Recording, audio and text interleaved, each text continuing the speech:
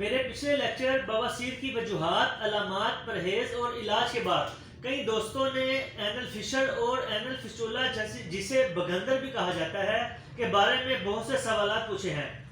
Homeopathy doctor Sohail Ahmad, امید ہے آپ خیریت سے ہوں گے۔ دوستو، میرا آج کا لیکچر بھی اسی ٹاپک پر ہے کہ بواسیر، اینل فشر اور اینل فسٹولا میں کیا فرق ہے اور اس کا پرہیز اور علاج کیا ہے۔ دوستو، بواسیر کے بارے میں ہم پچھلے لیکچر میں بڑی تفصیل سے ڈسکس کر چکے ہیں۔ اب بات کرتے ہیں اینل فشر۔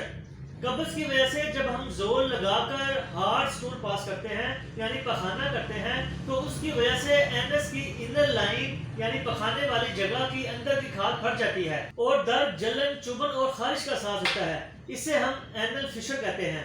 اس کا پرہیز اور علاج یہ ہے کہ زیادہ سے زیادہ فائبر کا استعمال کریں۔ سبزیاں، پھل، روٹی میں فائبر ہوتا ہے۔ 8 سے 10 گلاس پانی ضرور پئیں۔ اہم بات، بواسیر اور اینل فشر میں فرق کیا ہے؟ بواسیر میں بلیڈنگ زیادہ ہوتی ہے اور درد کم مگر لیٹ سٹیجز میں ہوتا ہے، جبکہ اینل فشر میں درد بہت زیادہ ہوتا ہے اور بلیڈنگ کم ہوتی ہے مگر بہت دیر میں جا کر ہوتی ہے۔ اب بات کرتے ہیں اینل فسٹولا۔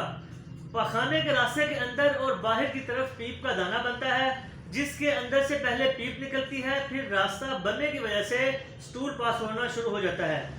پخانے کے راستے کا جو باہر کا حصہ ہے، اگر اس کی صفائی کا خیال نہ رکھا جائے تو پیپ والا دانہ یا پھوڑا بنتا ہے جسے ہم اینل فسٹولا کہتے ہیں۔ تو دوستو، بواسیر، اینل فشر اور اینل فسٹولا، ان تینوں میں سے اگر آپ کسی ایک یا تینوں کا شکار ہیں تو ہومیوپیتھک طریقہ علاج کو ترجیح دیں۔